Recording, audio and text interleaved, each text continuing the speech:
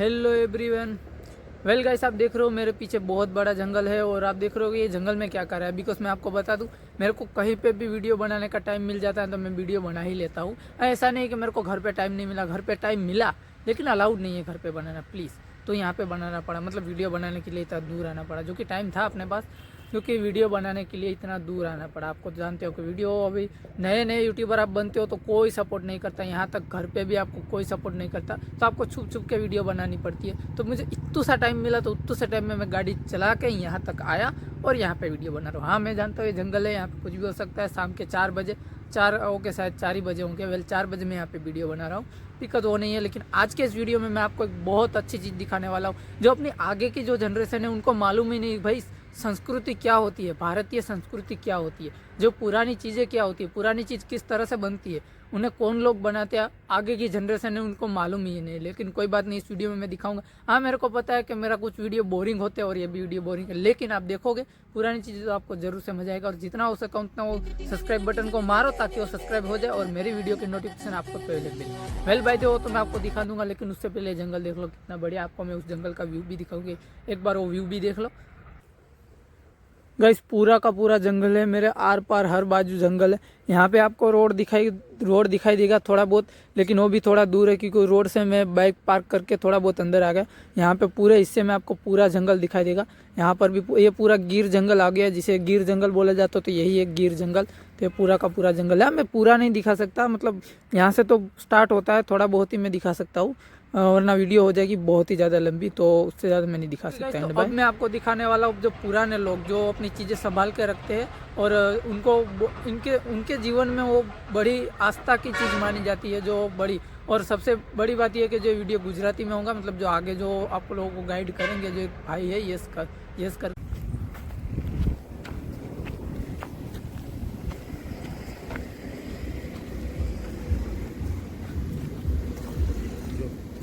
मार दी गाड़ा करना पड़े है ना। आपको गाड़ू करना है, एक गाड़ू में तुमने स्पेशल बता ए भलूता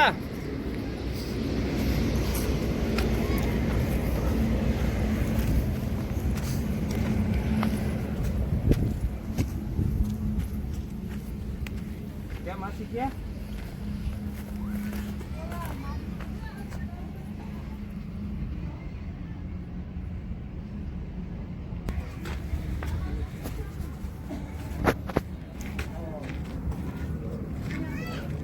દાદા શું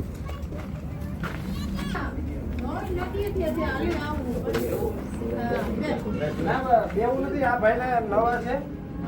તમે મને પૂછ્યું, મને કહું ગાડા બધા શું છે ગાડાનું જો એમનો જીવ કહેવાય.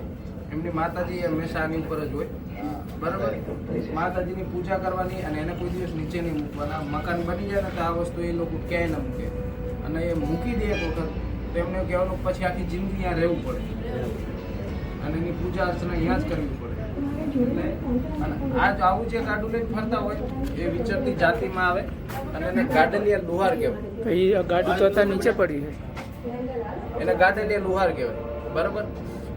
આપણે ઘણી બધી જગ્યાએ એવો જોતા હોય ને કે અહીંયાથી અને આટલા સુધી, અહીંયાથી અહીંયા સુધી અને અહીંયાથી અહીંયા સુધી સફેદ કલરના એના બલિયા કહેવાય છે, એ પહેરેલો હોય. ચૂડી કહીએ, બલિયા કહીએ, બરાબર. કડલા બીજું શું કહે ને તમે, કામિયું, કડલા, બાયુનો પહેરવેશ એવો હોય. અને ગાડાના લીધે એ લોકો ઓળખાય. અને ગાડામાં તમે જુઓ ને તો ઝીણું નકશીકામ એ કરેલું હોય. બહુ જૂના ગાડા હોય અને એને કાંઈ ન થાય, બરાબર. ઝીણા નકશીકામ અહીંયા કરેલા હોય બધા. આ બધી એની કારીગરી, ઝીણી બધી કારીગરી.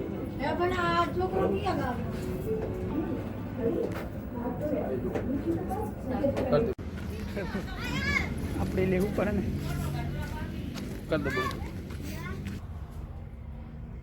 સીઆરપીને મારો સ્પેશિયલ અલગથી બ્લોગ મળે. જો આનું જે નકશીકામ છે ને, જો બધું હાથે કરેલું કામ છે, બધું કામ હાથે કરેલું હોય. આ કોમ્યુનિટીને ગાડેલે લુહાર કહેવામાં આવે છે. આપણાને તો બધું બહુ ગાડા જોયેલા હોય પણ માણસોને બહુ ના ઓળખતા હોય. આ લોકો છે ને એની દેવીને આ મેસના માટે ગાડા ઉપર જ રાખે, એનો માલ સામાન હોય બધું ગાડા ઉપર રાખે. એક જગ્યાએથી બીજી જગ્યાએ ગાડું લઈ જાય ને ત્યાં એનું સ્થાન ગાડામાંથી ભૂલે ચૂકે દેવીને નીચે ન મૂકે. તમે જુઓ તો અહીંયા ધૂપ દીવા અગરબત્તી એ બધું ગાડા ઉપર જ છે.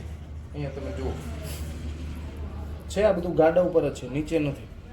અને ઓછામાં ઓછું આ ગાડું 50 થી 60 વર્ષ જૂનું હોય છે. કારણ કે એમાં એવો રિવાજ હોય કે એના લગ્ન થાય ને એટલે એને ગાડું બનાવીને આપે અથવા એના હાથે બનાવવાનું.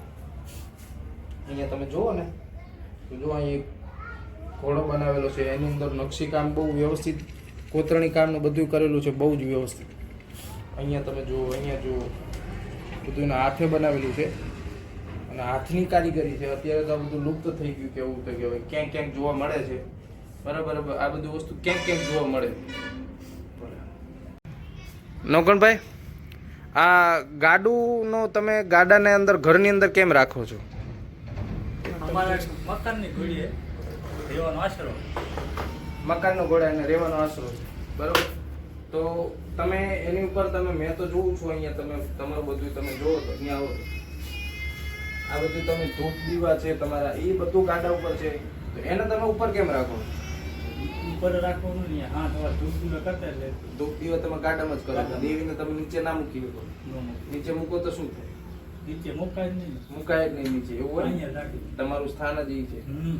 જ્યાં જાઓ એને ભેગું લઈ જાઓ. એકદમ ભેગું. પેલા તમે આવું ગાડા બનાવવાનું કામ કરતા? પણ ગાડું તો છે જ જૂનું વાળી જ છે, બરોબર? આવો. ચૂલા બકડીયા ને એવું બનાવે. ગાડું આવો કેટલું જૂનું ગાડું હશે? અને તો વર્ષો થઈ ગયા. વર્ષો એટલે ઓવર ઉપર થઈ 100 ગયા. વર્ષ ઉપરનું ગાડું છે. ઓવર થઈ ગયા. ઓવર ઉપર છે જ કહેવાય. 100 વર્ષનું જો કે લાગે છે અહીંયા તમે જોવો તો. હમ. બરોબર, 100 વર્ષનું ગાડું થઈ ગયું છે. 100 વર્ષથી ઉપર જ થયું હશે. હમ. તમારા પપ્પાએ આપેલું હશે ને તમને? પપ્પાએ એમ? પપ્પાએ